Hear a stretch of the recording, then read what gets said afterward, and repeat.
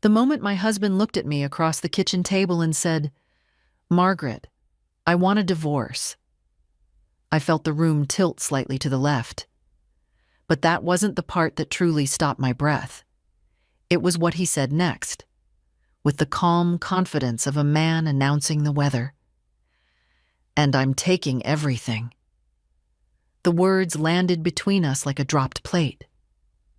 For 43 years we had shared this house, the creaking oak floors, the blue ceramic teapot that always whistled too early, the narrow windows that let in golden light every morning. And now, Raymond Whitmore, 70 years old and suddenly standing straighter than I had seen him in a decade, was looking at me as if I were a stranger renting space in his life. "The house, the accounts, the cabin," he continued, folding his hands neatly on the table. "My lawyer says it's all very clear." I stared at him, trying to understand how the man I had cooked for, cared for, and defended for most of my life could speak with such cold certainty. Outside, a wind pushed through the maple trees in the yard, rattling the old iron bird feeder Raymond had once insisted on installing himself. Funny how quickly things that felt permanent could start sounding hollow. "You're serious," I said quietly. Raymond gave a short laugh. Not the warm chuckle I remembered from years ago, but something sharper, polished. "Margaret, I've been serious for months." Months? The word slid under my ribs like a thin blade. So while I was planting tomatoes in the garden, he had been planning this? While I was repairing the loose hinge on the pantry door, he had been sitting somewhere with a lawyer, deciding what parts of my life he intended to strip away. "And you believe the house is yours?" I asked. He leaned back in his chair, confidence practically glowing off him like a cheap aftershave. "It's in our marriage. Everything is. Don't make this difficult." I studied his face. The thin gray mustache he trimmed every Sunday morning, the little scar near his eyebrow from when he slipped on the dock 20 years ago. For a moment, I wondered if I had imagined the entire life we shared. Then I noticed the folder beside his elbow. Legal paper, typed tabs. Prepared. Raymond had not come to talk. He had come to declare victory. "You've already filed," I said. He smiled slowly. "Of course."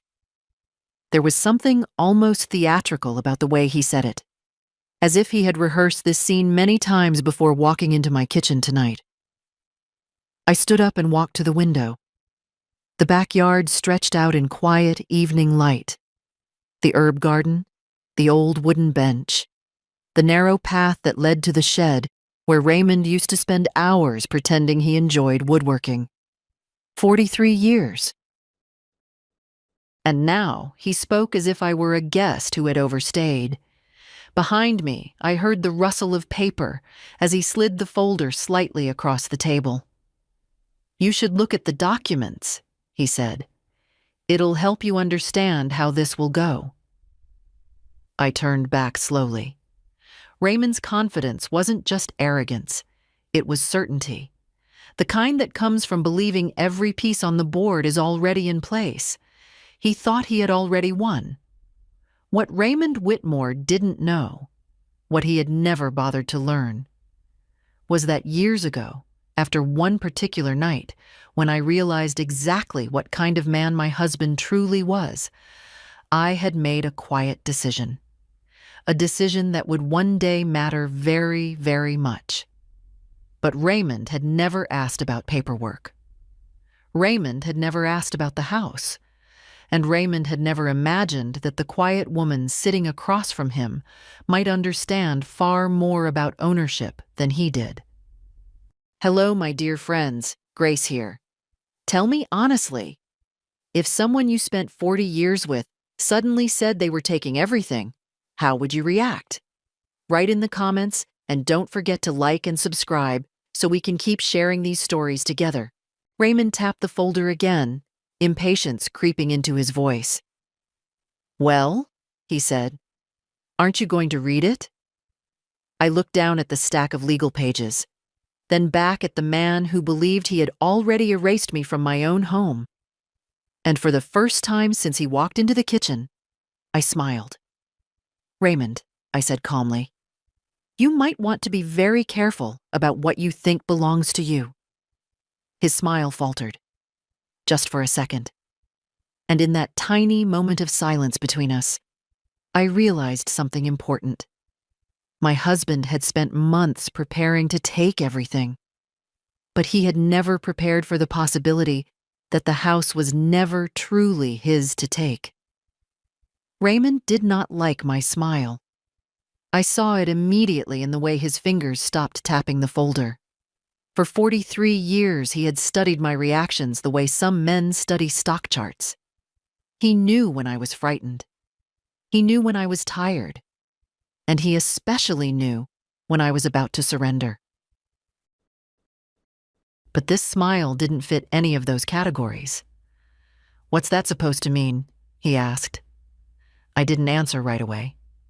Instead, I walked back to the stove where the kettle had just begun to whisper its quiet pre-boil song. It was an old enamel kettle, pale green with a tiny chip near the spout. Raymond once said it was the ugliest thing in our kitchen. I kept it anyway. Small rebellions become habits after 40 years. "I'm making tea," I said calmly. "Margaret." His voice had hardened, but I poured the water slowly into a teacup, dropped in a sachet of Earl Grey, and sat back down at the table as if we were simply discussing the weather. Raymond stared at me like a man trying to solve a puzzle with missing pieces. "You're taking this very calmly," he said. "Well," I replied, stirring the tea, "it's not the first unpleasant surprise marriage has delivered." That landed. His jaw tightened, but he pretended not to notice. "Look," he said, sliding the folder toward me again. "You can fight if you want. That's your right. But Daniel says it'll only make things harder for you." Daniel. So that was the lawyer's name. "You've hired someone already," I said. "Of course I have." "How long?" Raymond hesitated, and that tiny pause told me more than any confession. "A while," he muttered. I opened the folder. Inside were exactly the kinds of papers I expected. Asset summaries, bank statements, property evaluations, and a neatly typed proposal for division. Raymond had highlighted several sections in yellow, like a proud student presenting homework. The house, the retirement accounts, the cars, even the lake cabin. According to this tidy stack of paper, Raymond Whitmore intended to walk away with nearly everything. I flipped another page. His reasoning was simple, insulting, really. The document described him as the primary financial contributor throughout the marriage. It mentioned my limited independent income. It even implied that maintaining the house and managing daily life somehow counted less than a paycheck. I let out a quiet breath.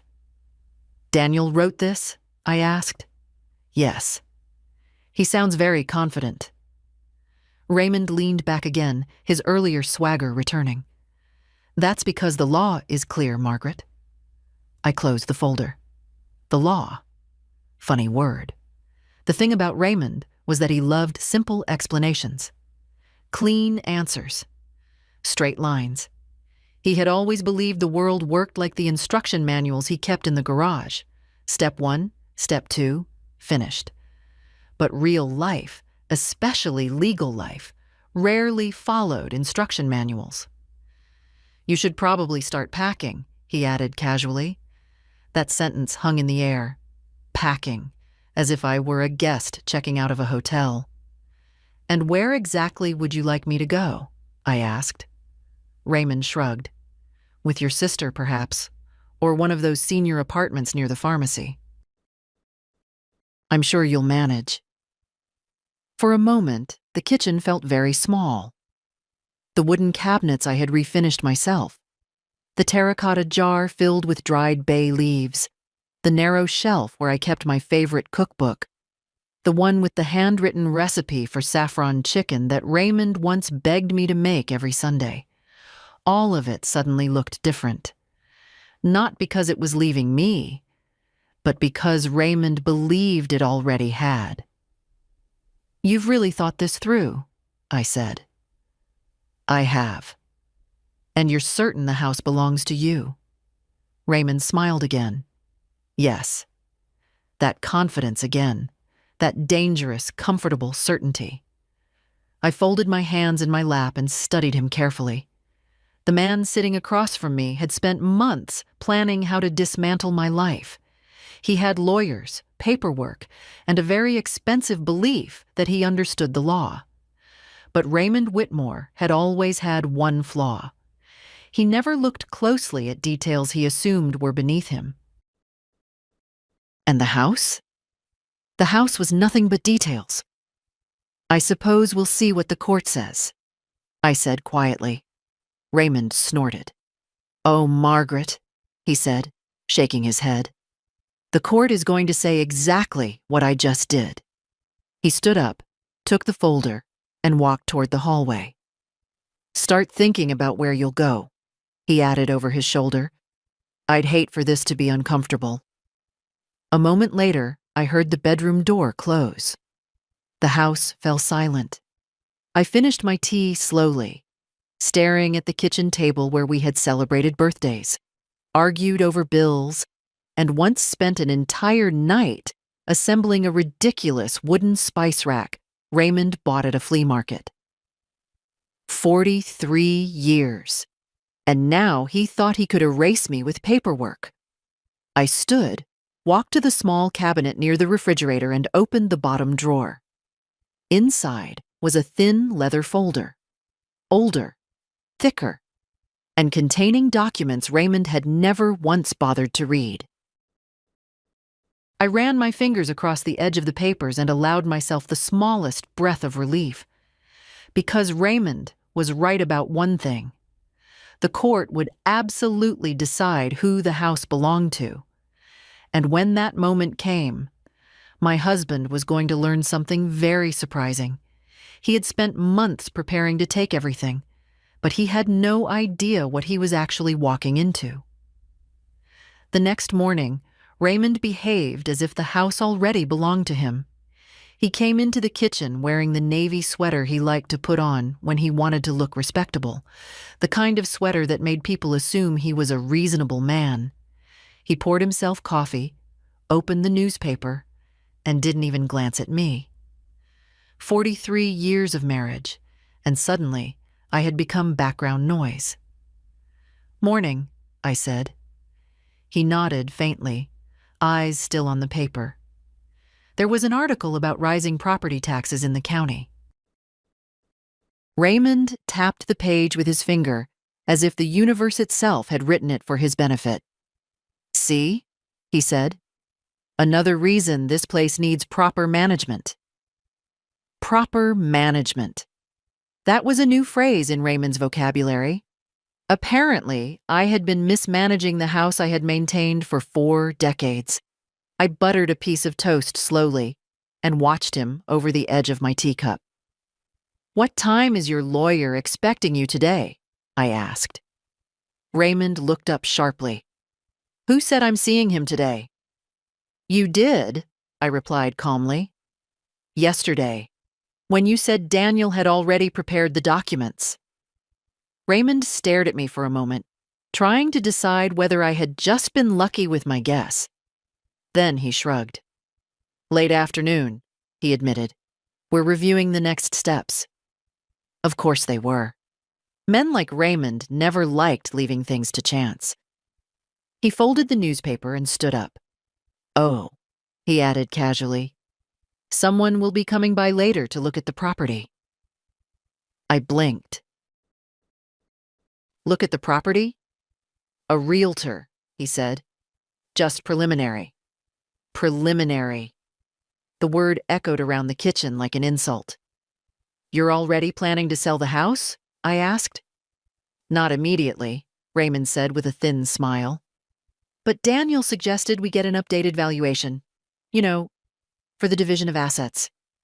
Division. Such a polite word for theft. I finished my tea and stood, carrying the cup to the sink. "What time?" I asked. 3. I nodded. "Good," I said.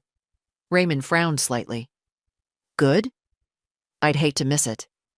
For the first time since he announced the divorce, Raymond seemed slightly uncertain.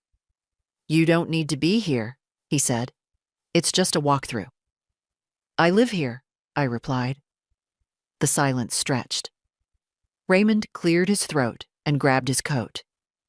"Suit yourself," he muttered. A moment later, the front door closed behind him. His car engine started, then faded down the road. The house was quiet again. I walked slowly through the living room, running my fingers along the back of the old leather sofa. Raymond bought that sofa during what he used to call his successful years. It smelled faintly of cedar polish and the strange herbal oil he rubbed on his knees. Every corner of this house held some piece of our history, but history alone wasn't what mattered anymore. Paper mattered. Documents. Signatures. Ownership. I went back to the kitchen and pulled the leather folder from the drawer again. The paper inside had yellowed slightly over the years, but the ink was still perfectly clear. My name. The legal language. The trust structure Helen had helped me establish after that disastrous year when Raymond nearly ruined us with one of his investments. He had called it a temporary setback. I had called it a warning. That was the year I learned something important about my husband. Raymond believed money solved problems, but he never paid attention to how money was protected. He signed documents the way most people signed birthday cards, quickly and without reading more than the first line. That habit had saved me more than once. And today, it might save this house. I closed the folder carefully and returned it to the drawer just as the phone rang. The sound startled me. Almost nobody called the landline anymore. I picked it up. "Hello?" A calm female voice answered. "Mrs. Whitmore?"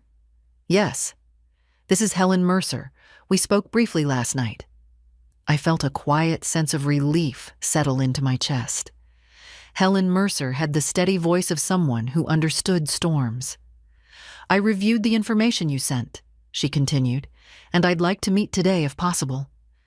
"That would be good," I said. There was a brief pause.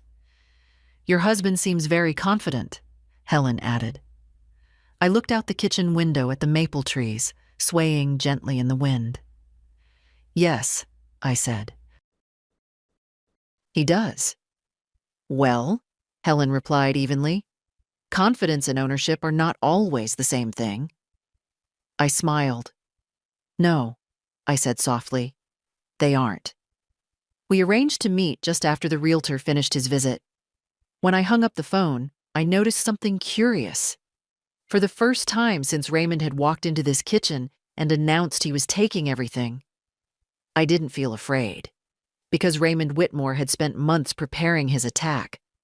But today, the first real step of the defense was about to begin. And if there was one thing my husband had never learned in 43 years of marriage, it was how dangerous a quiet woman could become when she finally stopped being patient. At exactly 3 o'clock, a silver SUV rolled slowly into our driveway. I watched it from the living room window, standing beside the tall bookshelf Raymond had insisted on building 20 years ago. The shelves were crooked, of course. Raymond had never been very patient with measurements. A woman stepped out of the car, smoothing the front of her beige coat. She looked to be in her early 40s, sharp posture, tidy hair, the confident walk of someone who spent a lot of time telling people what their homes were worth. The realtor. Raymond had wasted no time. I opened the front door before she had a chance to knock. "Good afternoon," I said. She looked slightly surprised. "Oh, hello? I'm Claire Donovan. I'm here to meet Mr. Whitmore." "Of course," I said calmly. "Please come in." She stepped inside, her eyes immediately beginning the professional scan. Realtors do. The floors, the walls, the ceiling height, the windows. "This is a beautiful property," she said politely. "Yes," I replied. "It is." Raymond arrived about 10 minutes later. His car door slammed, and moments afterward he walked through the front door wearing that same confident expression he had carried all week. When he saw Claire already inside, he brightened. "Ah, Ms. Donovan, perfect timing." He shook her hand enthusiastically. "Raymond Whitmore," he said. "Thank you for coming." Claire smiled. "Happy to help." Raymond gestured around the living room. "As you can see, it's a well-maintained home. Large lot. Excellent neighborhood." I noticed he never once used the word our. Just the house. The asset. Claire nodded professionally and pulled out a small tablet. "Why don't we take a quick walkthrough?" Raymond immediately took the lead, moving through the house like a tour guide who had suddenly discovered he owned a museum. "This kitchen was updated about 15 years ago," he said. I almost laughed. Updated. That had been me. Stripping the cabinets, repainting the tiles, installing the brass handles myself, while Raymond sat on the porch, drinking iced tea and offering supervision. Claire examined the countertops. "Granite?" "Yes," Raymond said. I stayed quiet. Sometimes silence reveals more than arguments ever could. We moved through the dining room, the hallway, and then the study.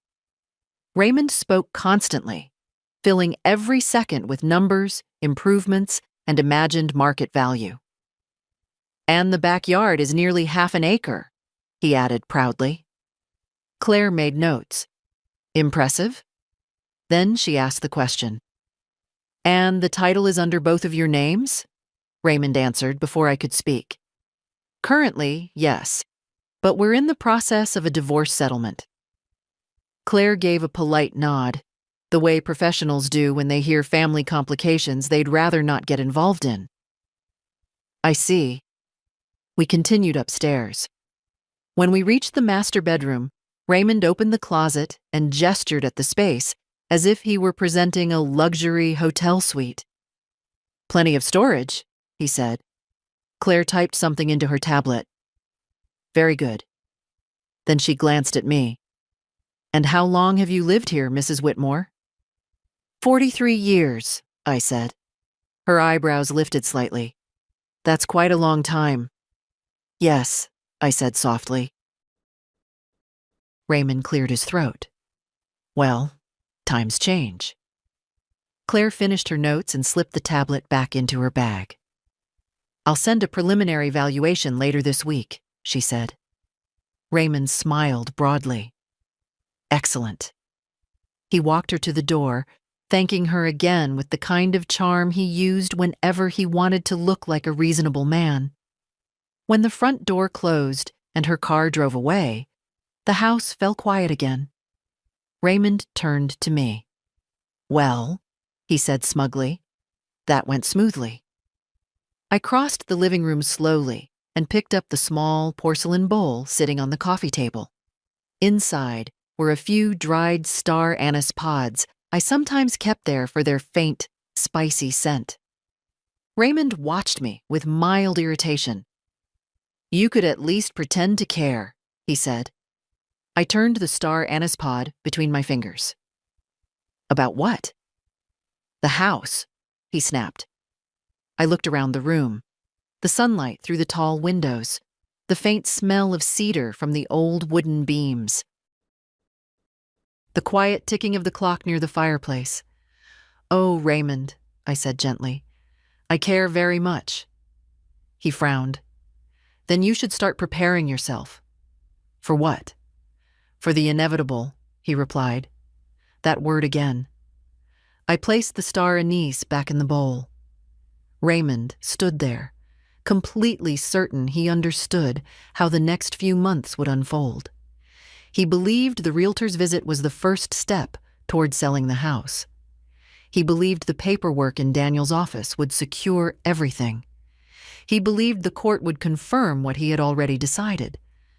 But the truth was something Raymond had never considered. The house was not simply a property, and the paperwork that mattered most was not sitting in his lawyer's office.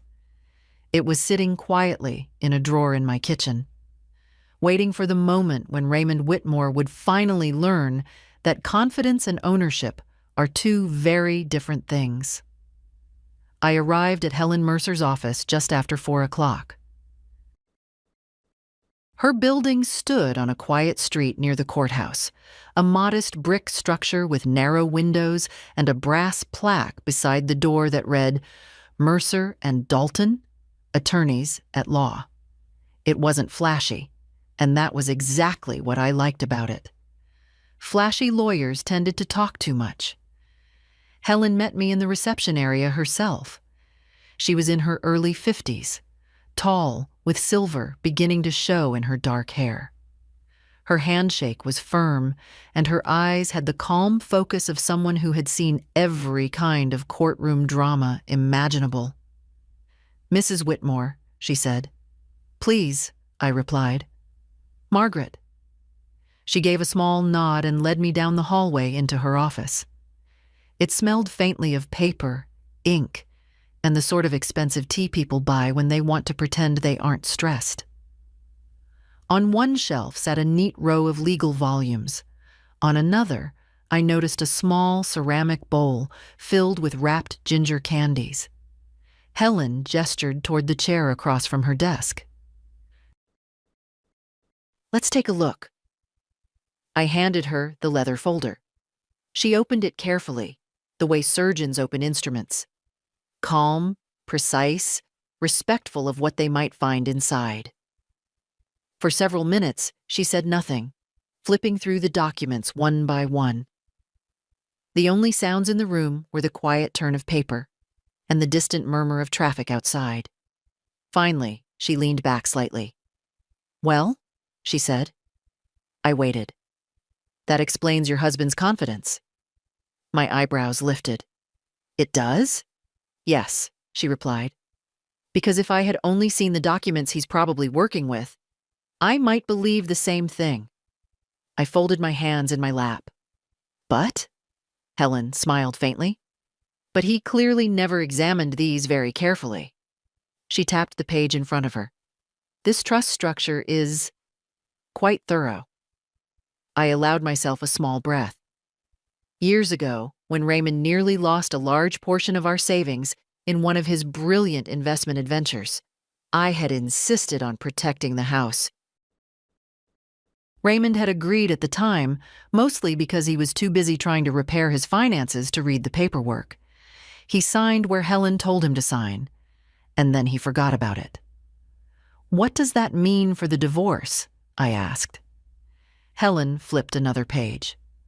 Well, she said thoughtfully, your husband can certainly try to claim the property as a marital asset. But the ownership structure places significant limits on that claim. She looked up at me directly. In plain English, Margaret, the house is not as accessible to him as he believes. I felt the tension in my shoulders loosen slightly. That's good to hear. Helen nodded, though her expression remained careful. However, she added, we shouldn't underestimate your husband. I gave a quiet laugh. Oh, I never do. People who enter a divorce this confident usually believe they have strong leverage somewhere, she said. Money, influence, narrative, something. Raymond definitely had narrative. For years, he had been the charming one at gatherings, the storyteller, the man who explained things with confident authority. Meanwhile, I had been the quiet wife who brought food and refilled glasses. Many people believed Raymond understood everything. Very few people ever asked whether that was actually true. "What happens next?" I asked. Helen closed the folder. "Next, we prepare." "For court?" "For everything," she said calmly. She reached into a drawer and pulled out a yellow legal pad. "I want a complete timeline of financial decisions in your marriage. Major purchases, renovations, property taxes, improvements to the house." I nodded.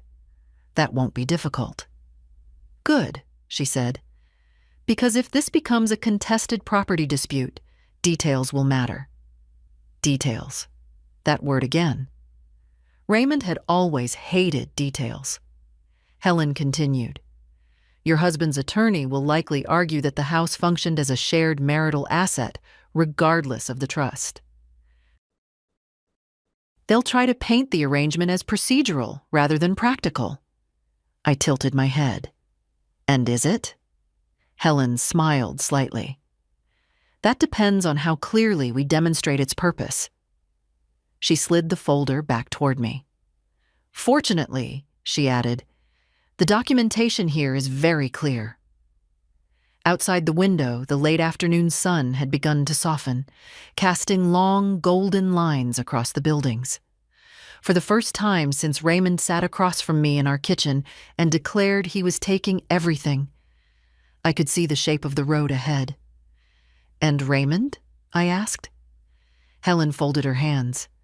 "Raymond is walking into this situation, believing he already owns the house." She paused. "That kind of confidence can be very dangerous." "For him?" I asked. Helen nodded once. "Yes." I picked up the leather folder and stood. "Then I suppose we shouldn't rush to correct his misunderstanding." Helen's smile widened just a little. "No," she said. "Sometimes the most effective strategy is letting someone walk confidently in the wrong direction."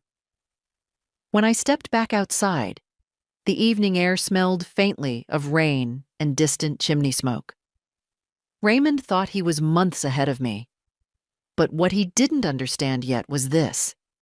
The moment he walked into that courtroom, he would be stepping onto a board he didn't even realize existed. And the piece he believed was his strongest advantage was the very thing about to collapse beneath him. Raymond became noticeably meaner after my meeting with Helen, not louder. Raymond had always preferred quiet cruelty. But there was a sharpness in his behavior now, like a man who had started tapping the walls of a house, looking for weak places. 2 days after the realtor's visit, I came downstairs to find 3 cardboard boxes sitting in the living room. My boxes.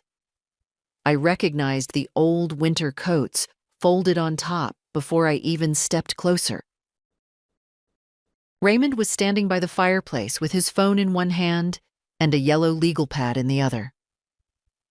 "What's this?" I asked. He didn't even look up at first.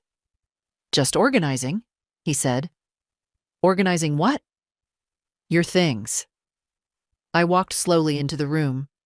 Inside the first box were my scarves, 2 cookbooks, and the little wooden spice grinder I had bought years ago from a market vendor who insisted it worked best for cardamom and cloves. I used it every winter when I made mulled cider. Raymond had dumped everything together like it was junk from a garage sale. "You went through my closet?" I asked. He finally looked up. "Well, someone has to start separating things." "Separating?" Raymond shrugged. "You won't be staying here much longer." The words hung in the room like smoke. I folded my arms. "That decision hasn't been made." Raymond smirked. "Oh, Margaret, it has." He tapped the legal pad. "Daniel says it's better if we start preparing now. Makes the transition easier." Transition. That word had become his favorite lately. Everything was a transition.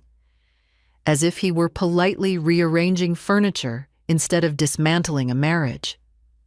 I bent down and picked up the spice grinder from the box. The wood was warm in my hands from the afternoon sun coming through the window. Raymond watched me. You know, he said casually, you'd save yourself a lot of trouble if you just agreed to the settlement. I looked up. What settlement? The one Daniel drafted. I haven't agreed to anything. You will, he said confidently. I set the grinder on the table. And why is that? Because fighting this will cost money, Raymond replied. Time, stress. Lawyers love stretching things out. He leaned against the fireplace like a man delivering wise advice. You're not exactly built for a long legal battle. That was another one of Raymond's favorite tricks. The quiet suggestion that I was fragile, too emotional, too old, too tired. It had worked on people for years. Just not on me anymore. I met with a lawyer, I said calmly. Raymond froze. Just for a moment. You what? I met with a lawyer. The silence in the room shifted. Raymond straightened slowly. What lawyer? Helen Mercer. The name clearly meant something to him. His eyebrows pulled together slightly. Helen Mercer? He repeated. Yes. Raymond let out a short laugh, though it sounded forced. Well, that's unnecessary. Is it? Yes, he said quickly. Daniel and I already outlined everything. There's no reason to complicate things. I sat down in the armchair by the window. Raymond, I said gently, you told me 2 days ago you were taking everything. That's correct. And now you're surprised I spoke to a lawyer? He opened his mouth, then closed it again. For the first time since this began, Raymond looked slightly irritated. I just don't see the point, he muttered. The point, I replied, is understanding what belongs to whom. Raymond waved a dismissive hand. That's already clear. I tilted my head. Is it? He stared at me for a moment. Then he laughed again, louder this time.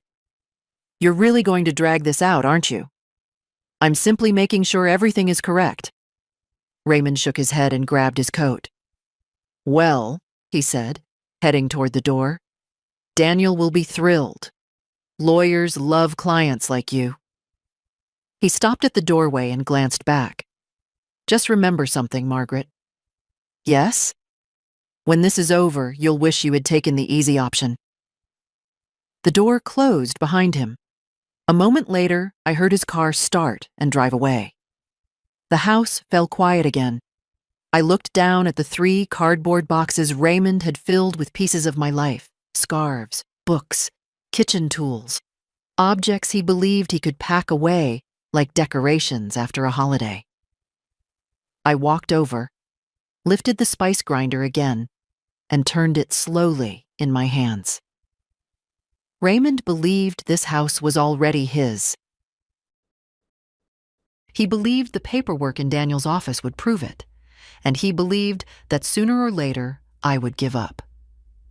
What he didn't understand was that every cruel little move he made, every box, every insult, every smug conversation with his lawyer, was quietly pushing this situation toward a place he would not enjoy.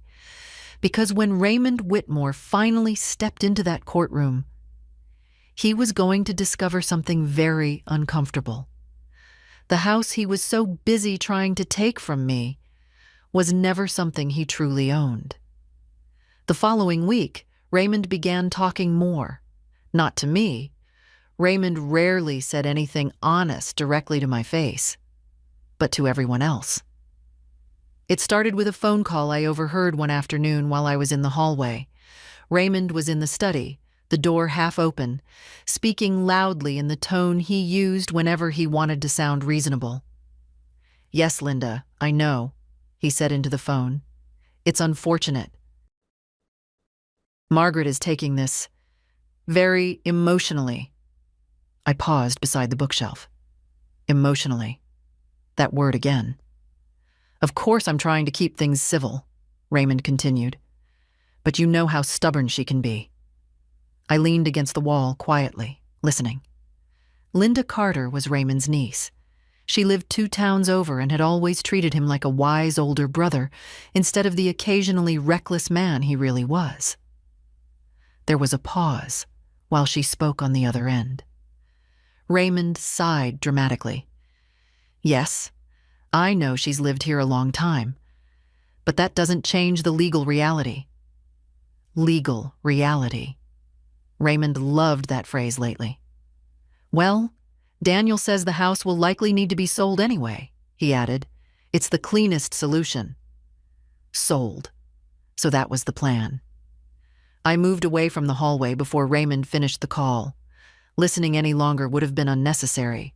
I already knew exactly what story he was telling people. Poor Raymond, difficult wife, unfortunate divorce. Reasonable man forced to deal with emotional resistance. He had been polishing that performance for years. Later that evening, I drove into town. The accountant's office sat above a small bakery that always smelled like cinnamon and warm sugar. I had known Arthur Klein for nearly 30 years. He had handled our taxes since Raymond first started his consulting business, back when his hair was still mostly black. Arthur looked older now, but his eyes were still sharp behind his thick glasses. "Margaret," he said when I stepped inside, "this is a surprise. I hope it's not an inconvenient one." "Not at all." He gestured toward the chair beside his desk. "What can I help you with?" I sat down and placed a small envelope on the desk. Inside were copies of several financial records: property tax payments, renovation receipts, insurance statements. Arthur studied them carefully. After a minute, he looked up. "Is this about the divorce Raymond mentioned?" he asked. So Raymond had already started his campaign. "Yes," I said. Arthur leaned back slowly. "He told me the house would probably be sold." "I'm sure he did." Arthur adjusted his glasses and tapped one of the papers. "These payments," he said. "Most of them came from your personal account." "That's correct." He nodded slowly. "I remember advising you about that years ago." "Yes," I said. "You did." Arthur looked thoughtful. "Raymond never paid much attention to the property details," he added. "No," I agreed. "He didn't." Arthur gathered the papers neatly. "If you need documentation confirming these records, I can provide it." "That would help?" He smiled faintly. Raymond always assumed he understood the financial structure of things. I returned the smile. "That's a very accurate description." When I left the bakery, the air outside carried the smell of fresh brioche and roasted coffee beans. For a moment, I stood on the sidewalk, watching the evening traffic roll slowly through town. Raymond was building his version of the story, but stories only worked when no one checked the details, and the details were beginning to line up. Arthur Klein was one. Tomorrow I would visit another. Robert Delgado, the notary who had witnessed a very important document years ago, a document Raymond had signed without reading. I got into my car and turned the key. Because while Raymond spent his days telling people the house would soon be sold, I was quietly gathering the people who knew the truth about how that house had actually been protected. And when the time came to explain that truth in court, Raymond Whitmore was going to discover that confidence was a very poor substitute for preparation. 2 days later, Raymond tried something new: charm. It started on a Thursday evening when I came home from the grocery store. The kitchen lights were already on, and for a moment I thought I had forgotten to turn them off before leaving. But when I stepped inside, I saw Raymond standing at the stove. He was stirring something in a saucepan. Now that alone was unusual enough to make me pause. In 43 years of marriage, Raymond had used the stove perhaps a dozen times, and half of those occasions involved burning eggs. "What are you doing?" I asked. setting my bag of groceries on the counter. Raymond turned with a smile that looked suspiciously practiced. Making dinner. I raised an eyebrow. That's new. Well, he said lightly, there's no law against a man cooking in his own kitchen. His kitchen. There it was again. I glanced at the stove. He was heating tomato soup from a can. Beside it sat a loaf of bread and a small plate of sliced cheese. Comfort food. Raymond must have believed nostalgia was a strategy. I thought we could talk, he said. About what? About being reasonable. I took off my coat and hung it by the door. Raymond ladled soup into 2 bowls and placed them on the table as if we were reenacting a peaceful evening from 20 years ago. For a moment, the smell of tomato and basil filled the kitchen, and I almost expected to hear the old radio we used to keep on the counter. But Raymond had already sold that radio at a garage sale years ago. Sit, he said. I did. Raymond folded his hands like a man about to present a very logical argument. I spoke with Daniel again today. I'm sure you did. He thinks we're making this harder than it needs to be. We? Yes. Raymond pushed a sheet of paper across the table. A revised proposal. I didn't touch it. What's revised about it? Well, he said, clearing his throat, Daniel suggested a more balanced approach. Balanced? That word almost made me smile. And what does balance look like to Daniel? I asked. Raymond glanced at the paper.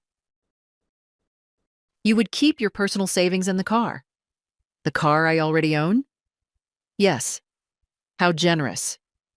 Raymond ignored that. And I would keep the house. Of course. And the cabin, he added, naturally. And the retirement accounts. I leaned back in my chair. So nothing has actually changed. Raymond frowned slightly. Well, you'd avoid a lengthy court battle. Raymond, I said gently, this proposal gives you everything you asked for 2 weeks ago. That's because it's fair. I looked down at the paper but still didn't pick it up. You're very confident, I said. Raymond nodded. Yes, I am. There it was again. That quiet, unwavering belief that he had already solved the puzzle. You know, he added, Daniel also said something interesting. Oh? He said courts often prefer simple solutions. I imagine they do. And selling the house would make things much simpler. I tilted my head slightly. Selling the house? Yes, Raymond said. Then we split the proceeds. Now that was new. Not generous. Raymond never did generous, but strategic. If he couldn't claim the house directly, perhaps he believed selling it would still give him half. I finally picked up the paper. The language was polished, careful, and clearly written by someone who billed by the hour. But it rested on one very convenient assumption, that the house was available to divide. I placed the paper back on the table. I'll have Helen review it, I said. Raymond's smile thinned. You don't need to involve her in every conversation. I do if lawyers are writing the documents. He sighed. Margaret, you're making this unnecessarily complicated. I looked directly at him. Am I? Yes. Raymond, I said calmly, you're the one who walked into the kitchen 2 weeks ago and announced you were taking everything. That was the reality of the situation. Was it? The silence stretched across the table. Raymond's eyes narrowed slightly. You keep saying things like that, he said. Like what? As if you know something. I picked up my spoon and tasted the soup. It was slightly too salty. Raymond had always added too much salt to everything. Do I? I said. He leaned forward. If you think you have some kind of legal trick. I don't think anything, I interrupted gently. Raymond stared at me for several seconds. Then he leaned back again studying my face carefully. For the first time since this began, I could see it clearly. Doubt. Not much. Just a small crack in the wall of certainty he had built around himself. "You know," he said slowly, "Daniel still believes the house will end up being sold." "I'm sure he does." "And if it does," Raymond continued, "you'll regret dragging this out." I finished my soup and set the spoon down. "Raymond," I said quietly, "I'm not dragging anything out." He frowned. "Yes, you are." "No," I said. "I'm simply waiting." "Waiting for what?" I looked around the kitchen. The same kitchen where he had declared victory 2 weeks earlier. Waiting for the moment when everyone involved understands exactly who owns what. Raymond laughed again, but this time the sound wasn't quite as confident. "We already know that." I stood and carried my bowl to the sink. Behind me, Raymond sat very still at the table.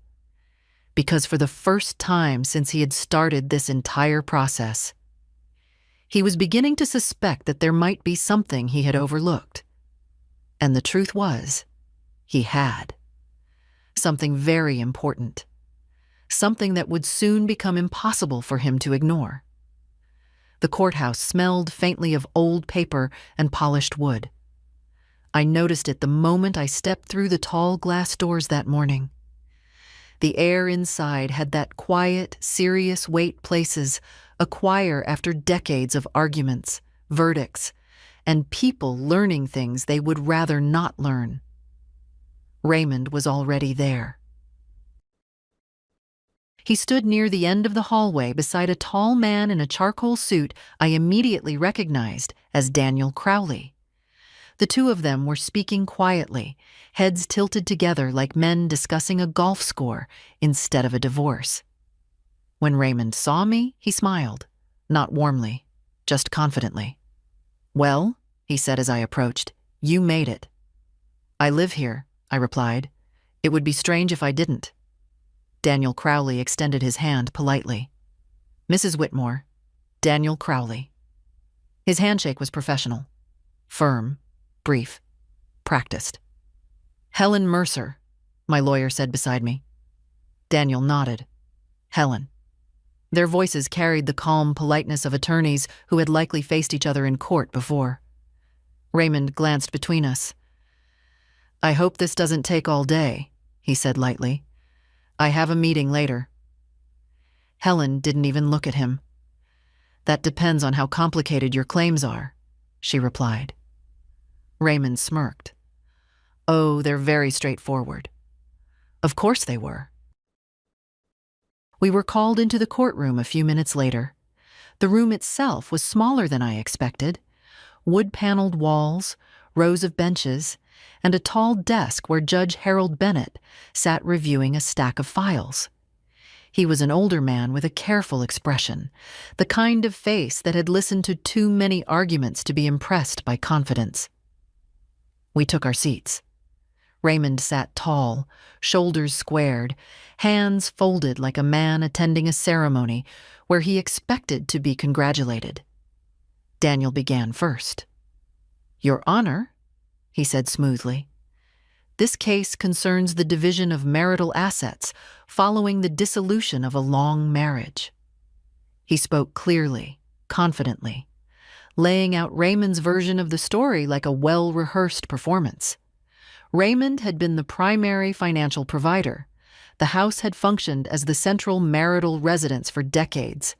It was therefore reasonable, Daniel argued, that the property either be awarded to Raymond or sold with proceeds divided accordingly. As he spoke, Raymond nodded occasionally, his expression calm. Everything about his posture said the same thing. This is obvious. When Daniel finished, Helen stood. She walked to the table slowly, carrying a thin folder. "Your Honor," she said, "Mr. Crowley's summary is accurate in one respect." Judge Bennett looked up. "Oh?" "Yes," Helen said calmly. "The house has indeed been the Whitmores' primary residence for many years." Raymond leaned back, satisfied, but Helen continued. However, its legal status is not as simple as Mr. Crowley suggests. Raymond's smile faltered slightly. Daniel frowned. Helen opened the folder and placed a document on the table. This property, she said, was placed into a structured trust arrangement more than a decade ago. Daniel's eyebrows rose. Raymond turned toward him. What? Helen continued speaking, her voice steady. The documentation shows that ownership and control of the property were transferred under specific conditions designed to protect the asset. Judge Bennett adjusted his glasses and began reading the document Helen had handed him. The courtroom became very quiet. Raymond leaned toward Daniel and whispered something urgently. Daniel's confident posture stiffened. He flipped quickly through a copy of the paperwork Helen had just provided. That can't be correct, Raymond muttered under his breath. Helen said nothing. She simply waited. Judge Bennett read for nearly a full minute. Then he looked up. Mr. Crowley, he said calmly, were you aware of this arrangement? Daniel hesitated. Your Honor, this is the first time we've seen these documents.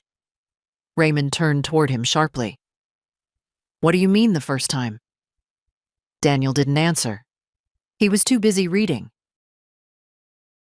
Margaret is sitting in that courtroom while her husband's entire plan starts shaking. The confidence, the months of preparation. Suddenly, none of it feels so solid. Tell me honestly, what would you do in Margaret's place right now? Write in the comments.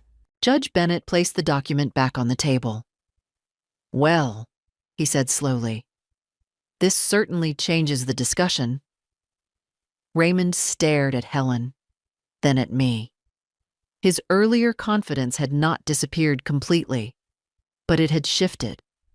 Like a man who suddenly realizes the floor beneath him may not be as solid as he thought, and the hearing had only just begun. Raymond kept staring at Daniel as if the answer might still change. What do you mean you've never seen that? He whispered harshly. Daniel didn't look up immediately. He was flipping through the trust document page by page, his earlier confidence draining with every paragraph. Raymond, he muttered quietly, did you sign something regarding the house about 10 or 12 years ago? Raymond blinked. Of course I signed things. We were restructuring assets after that investment mess. Daniel finally looked at him. Did you read them? Raymond's jaw tightened. That's not the point. Across the room, Helen stood calmly beside the table, waiting.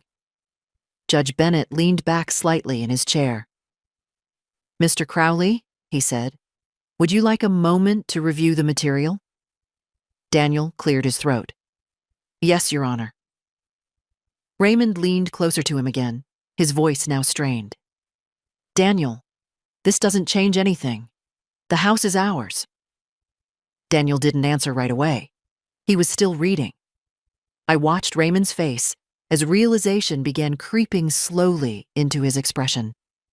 It reminded me of the time he once backed our car into the mailbox and spent 30 seconds insisting it hadn't happened while the broken wood was still falling to the ground. Denial was Raymond's favorite stage of surprise. Daniel finally placed the document down. Your Honor, he said carefully, we would like clarification regarding the nature of this trust arrangement. Helen nodded slightly. Of course. She stepped forward and addressed the court. The Whitmore residence was placed into a protective trust structure following a series of financial risks undertaken by Mr. Whitmore more than a decade ago. Raymond stiffened. Helen continued. At that time, Mrs. Whitmore sought to ensure the property could not be jeopardized by future liabilities. Judge Bennett glanced at Raymond. That was a prudent decision. Raymond shifted in his seat. That's ridiculous, he said quickly. The house was still part of the marriage. Helen remained perfectly calm. The structure allowed Mr. Whitmore to reside in the property and continue using it as the marital home. However, the legal control of the asset itself was transferred. Daniel raised a hand slightly. Transferred to whom? Helen turned a page in the document. To the Whitmore Residential Trust, with Mrs. Whitmore designated as controlling trustee. The room went silent again. Raymond stared at her, then slowly turned toward me. "You put the house in a trust?" he said. His voice wasn't angry yet. It was confused. "You signed the documents," I replied quietly. "That was paperwork after the investment loss," he snapped. "You said it was temporary." "It protected the house," I said. Daniel rubbed his forehead. "Raymond, this means the property is not technically held in the standard marital structure." Raymond's face flushed. "That's absurd." Judge Bennett looked down at the document again. "Mr. Crowley," he said calmly, "the language here is quite clear." Raymond leaned forward suddenly. "So what does that mean?" he demanded. Daniel hesitated before answering. "It means," he said slowly, "that claiming the house as a divisible marital asset may be more complicated than we assumed." More complicated. That was a very polite way of putting it. Raymond turned toward me again, his expression now shifting from confusion to anger. "You planned this," he said. I didn't raise my voice. "No, Raymond," I said quietly. "I prepared for the possibility that one day you might do something reckless." Daniel sighed softly beside him. Judge Bennett closed the file. "Well," the judge said, "it appears we'll need additional review of this structure before making any determinations regarding the property." Raymond leaned back in his chair, staring at the documents as if they had betrayed him. His entire strategy had been built on one simple assumption: that the house was available to divide. Now that assumption was wobbling, and the hearing was far from over. When the hearing paused for a short recess, Raymond stormed out of the courtroom so quickly that Daniel had to grab his briefcase and hurry after him. I remained seated for a moment. Courtrooms have a particular silence once the voices fade. A heavy, thoughtful quiet, as if the room itself is still listening. Helen gathered her papers calmly. "That went interestingly," she said. "That's one word for it," I replied. She gave me a small glance over her glasses. "Raymond didn't know." "No," I said. "He didn't." Helen nodded once, as if confirming something she had suspected from the beginning. "Well," she said, "he knows now." Outside in the hallway, Raymond's voice echoed loudly enough that several people turned their heads. "What do you mean it's complicated?" he snapped. Daniel's calmer voice followed. "Raymond, lower your voice." "This is ridiculous," Raymond continued. "It's my house." I stepped out of the courtroom just in time to see Raymond pacing near the tall courthouse windows. His face was red, and the confident posture he had carried all morning was starting to crack. Daniel held the trust document in one hand. "I'm telling you," he said carefully, "this structure changes the legal landscape." Raymond ran a hand through his thinning gray hair. "No, it doesn't. Margaret put the house in some paperwork years ago because of that investment situation." "That doesn't mean I lose it." Daniel exhaled slowly. "It means the court may not treat it as a standard marital asset." Raymond pointed down the hallway toward me. "She lived there because of me." Several people nearby pretended not to listen. Daniel lowered his voice. "That's not how property law works." Raymond noticed me standing there. His expression hardened immediately. "So this was your big plan?" he said. I didn't move. "There was no plan." You hid the house in some legal trick. You signed the documents, I said calmly. Raymond laughed bitterly. Oh, please. You expect me to remember every piece of paper from 10 years ago? No, I said. I expected you to read them. Daniel stepped slightly between us. Let's keep this professional, he said quietly. Raymond turned back to him. So what now? He demanded. Daniel glanced down at the document again.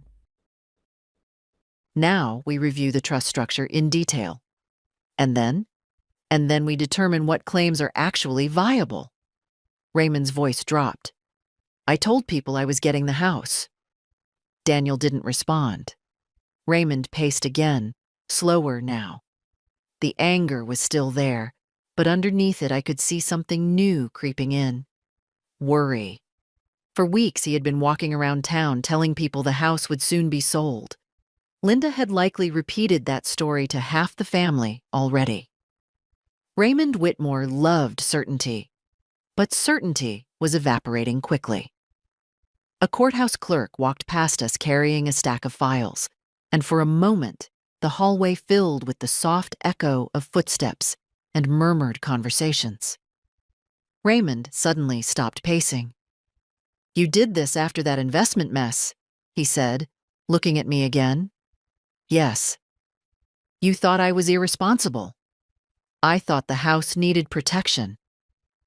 Raymond's laugh this time sounded hollow. So you just locked it away from me. I secured it. Daniel rubbed his temples. Raymond, arguing about this here isn't going to help. Raymond turned back toward the courtroom doors. They can't just ignore 43 years of marriage. No one is ignoring it, Daniel said. But the structure of ownership matters. Raymond stood still for a moment. Then he looked at me again.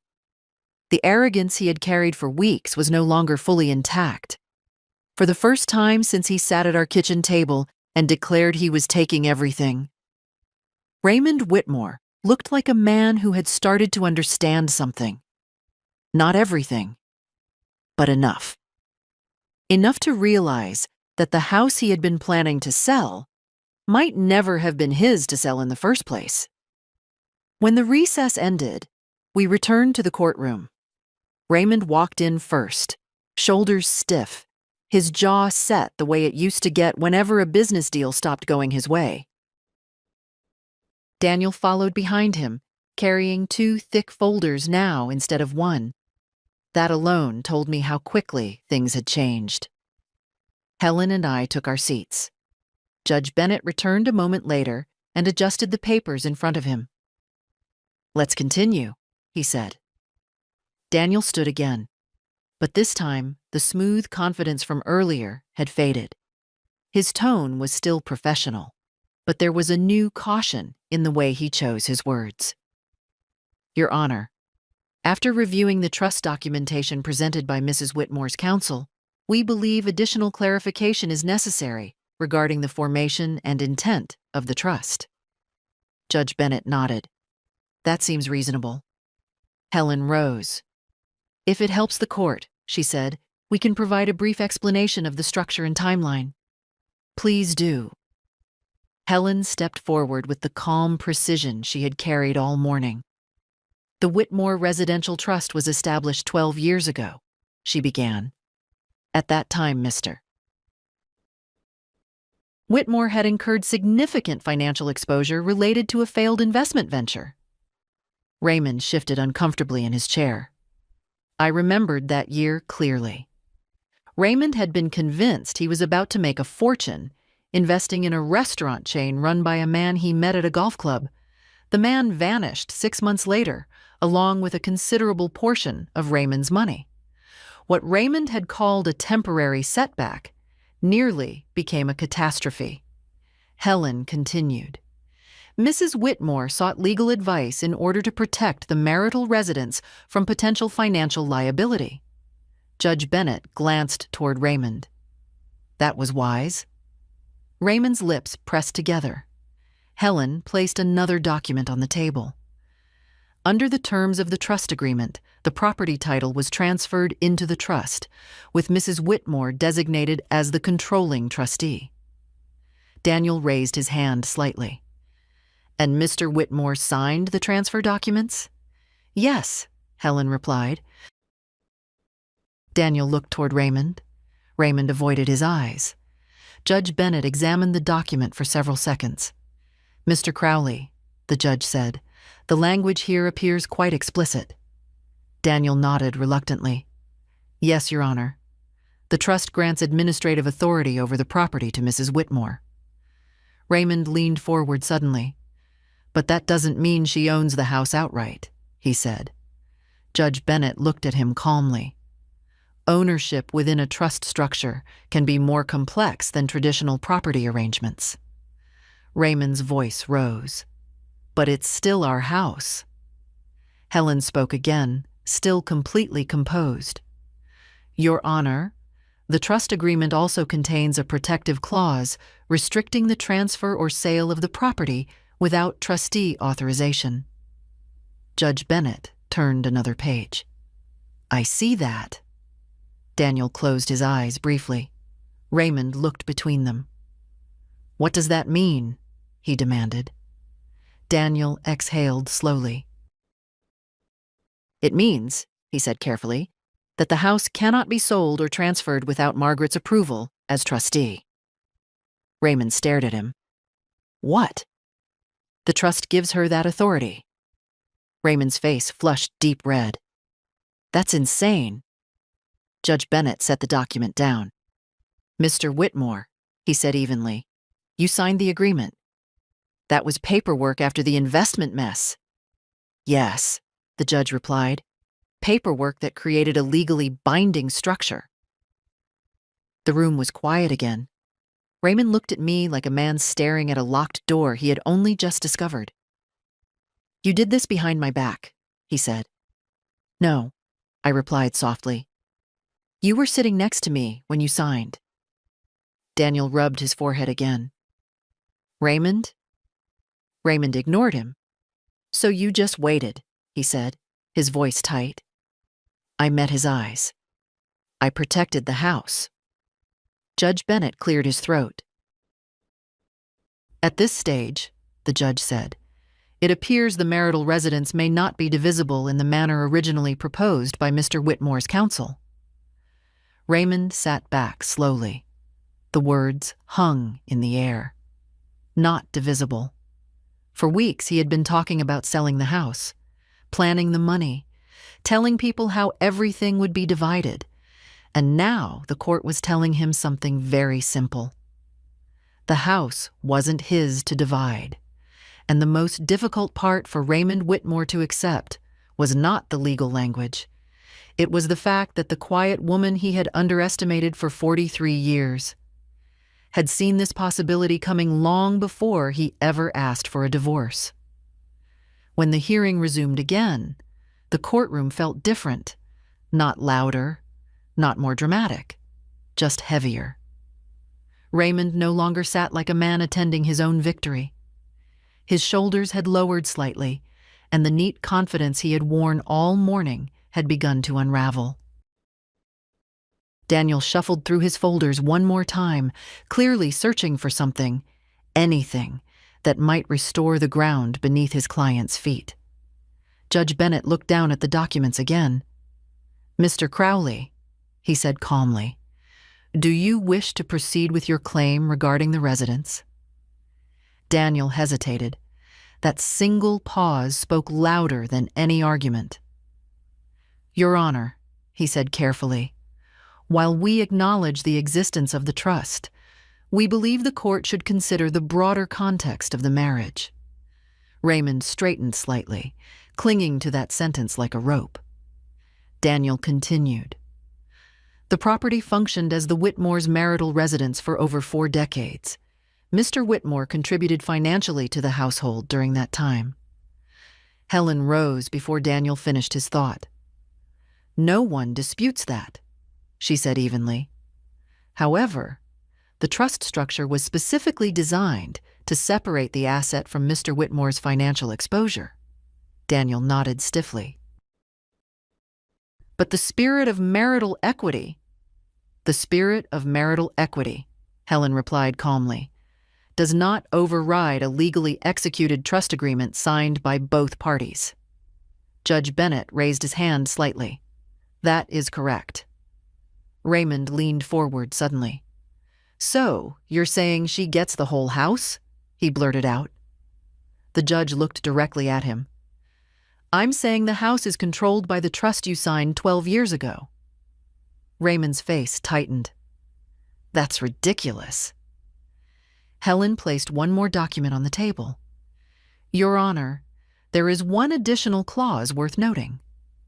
Judge Bennett examined the page. This clause, Helen continued, specifies that the trustee has exclusive authority to determine the future use, sale, or retention of the property. Raymond stared at Daniel again. Exclusive authority? He whispered. Daniel nodded slowly. Yes. Raymond's voice rose. So she can just keep it? The judge answered before anyone else could. Yes, Mr. Whitmore. The words landed like a hammer. For several seconds, Raymond didn't move. He just sat there, staring at the table as if the wood might rearrange itself into a different answer. Daniel leaned toward him quietly. Raymond, we'll need to reassess the remaining assets. But Raymond wasn't listening anymore. His eyes lifted slowly toward me. You knew this would happen, he said. His voice had lost its earlier arrogance. Now it sounded something closer to disbelief. No, I replied calmly. I knew this might happen. Margaret is sitting there watching the moment her husband's certainty finally collapses. All the months he spent telling people he would take the house, gone in a few quiet sentences. What would you feel in her place right now? Tell me in the comments. Judge Bennett closed the folder. Well, he said, that resolves the question of the residence. Raymond let out a short, hollow laugh. For 43 years I paid for that house. Helen spoke gently, but firmly. For 43 years you lived in it. Raymond looked back at the judge. So that's it? Judge Bennett folded his hands. That is the legal reality of the trust you signed. Raymond slowly leaned back in his chair. The man who had walked into the kitchen weeks earlier and declared he was taking everything had just learned something he had never expected. The house he planned to sell. The house he believed was his strongest asset. The house he had already promised to half the people in town was never actually his to take. And the courtroom was not even finished with him yet. The courtroom remained quiet for several seconds after the judge's words. You could almost hear the weight of them settling over the room. Raymond stared down at the table, his fingers resting on the edge of the documents Daniel had been reviewing all morning. Just an hour earlier, he had been sitting in that same chair, like a man waiting to collect a prize. Now he looked like someone trying to understand how the rules of the game had changed without warning. Daniel cleared his throat softly.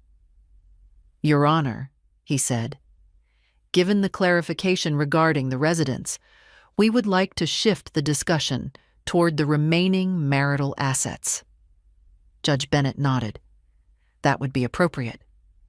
Raymond finally spoke again. His voice sounded different now, not as sharp, not as confident. So the house is just off the table? He asked. The judge looked at him calmly. The house is governed by the trust structure you signed. The court cannot divide an asset that is not legally structured as a divisible marital property. Raymond exhaled slowly through his nose. For a moment, the room returned to quiet paperwork.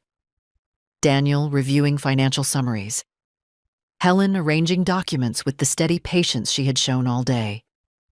But Raymond couldn't sit still. He turned toward Daniel again. "I told people we were selling the house," he muttered. Daniel didn't answer. Raymond leaned back, staring at the ceiling briefly before lowering his head again. "That's just perfect," he said under his breath.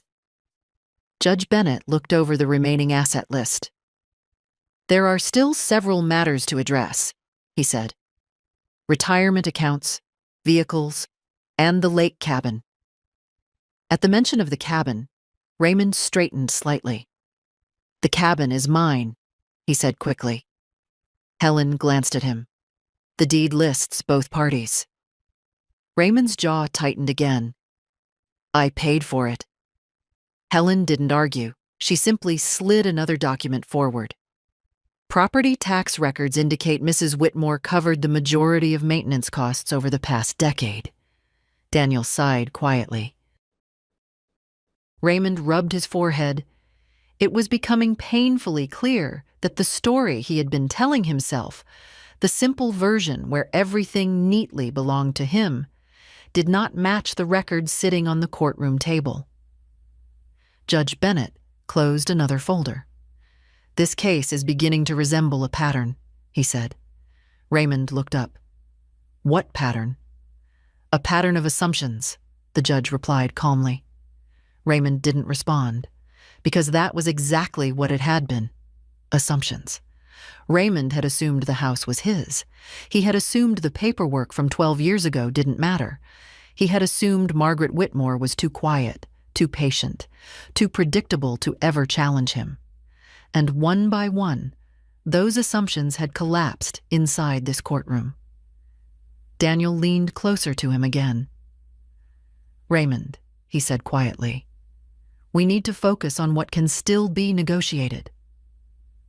Raymond nodded slowly, though the frustration on his face had not faded. Across the room, Helen closed her folder and glanced toward me. For the first time since the hearing began, I allowed myself to relax slightly in my chair. Not because everything was finished, but because the most important piece of the puzzle had already fallen into place. The house, the one Raymond had promised to sell, the one he had told everyone he was taking, the one he believed would give him control of everything. That house was never leaving me. And now everyone in the courtroom knew it. Raymond Whitmore had walked into this building convinced he was about to take everything. Instead, he was leaving it piece by piece behind him. By the time the hearing finally ended, the late afternoon sun had begun to slide through the tall courthouse windows. The room felt quieter now, not empty, just settled, like a storm that had finally finished passing through. Judge Bennett closed the final folder on his desk. "Given the documentation presented," he said calmly, "the court recognizes that the Whitmore residence is governed by the trust structure established 12 years ago." Raymond didn't move. He sat staring straight ahead, hands resting on the table as if they belonged to someone else. "The property therefore remains under the authority of Mrs. Whitmore as trustee," the judge continued. Daniel nodded slowly. Helen simply closed her folder. Judge Bennett looked down the list one last time. "The remaining assets will be divided according to the revised agreement presented by counsel. If there are no further disputes, we can finalize the dissolution accordingly." Raymond finally spoke. "So that's it?" he asked quietly. Judge Bennett met his eyes. "That is the legal outcome of the documents both parties signed." The judge gave a small nod. "You are free to go." The gavel didn't even need to strike. The case was finished. Raymond pushed his chair back slowly. The man who had walked into our kitchen weeks ago and said he was taking everything now looked like someone who had misplaced something he couldn't find again. Daniel leaned toward him. "We'll talk outside," he said quietly. But Raymond didn't answer. He stood, gathered his coat, and walked toward the courtroom doors without looking at me. For a moment, I thought he might stop. Say something. 43 years of marriage is a long time to end in silence. But he didn't. The doors closed behind him. Helen packed the last of her documents into her briefcase.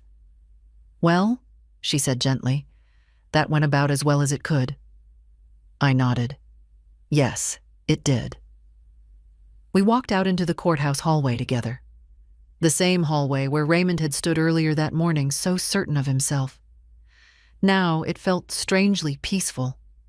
Outside, the air was cool and smelled faintly of autumn leaves. I stood on the courthouse steps for a moment, letting the quiet settle in. I wasn't celebrating. I wasn't angry either. Mostly, I felt something I hadn't felt in a very long time. Relief. Raymond had believed the divorce would erase me from the life we built together. But the truth was much simpler than that. The house had never been something he could take. Because 12 years earlier, when I realized how easily everything could disappear if I trusted the wrong decisions, I had protected the one place that truly mattered. And sometimes protection looks very quiet, right up until the moment someone tries to take it away. My dear friends, this story leaves us with an interesting question. Margaret protected herself long before the divorce ever happened. Some people will say she was wise. Others may think it was too harsh. What do you think? Write your thoughts in the comments. And if you enjoy stories like this, don't forget to like the video and subscribe to the channel so we can keep sharing them together.